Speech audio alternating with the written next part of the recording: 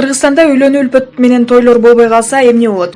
Бир айдан кийин тамак аш менен жер жемиштердин баасы кескин арзандайт, базарга азыктар толот, негизги сатып алуучу эми жок. 2 айдан кийин ресторан, тойканалар жабылат, 3 айдан кийин унаанын баасы түшөт. Базар эч кимге кереги жок Гелендваген менен Range Rover'лерге толот.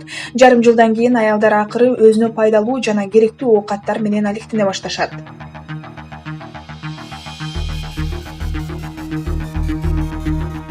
Бир жылдан кийин кыргызстандыктар чогулган акчасы көбөйгөнүн байкашат. Коротуш керек, чет жакка эс алганы чыккандардын саны көбөйөт.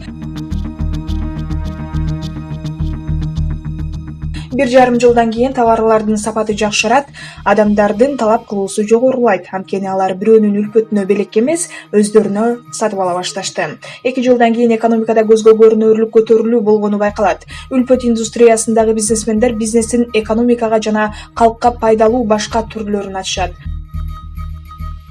3 жылдан кийин акыркы жалган ырчы жок болот.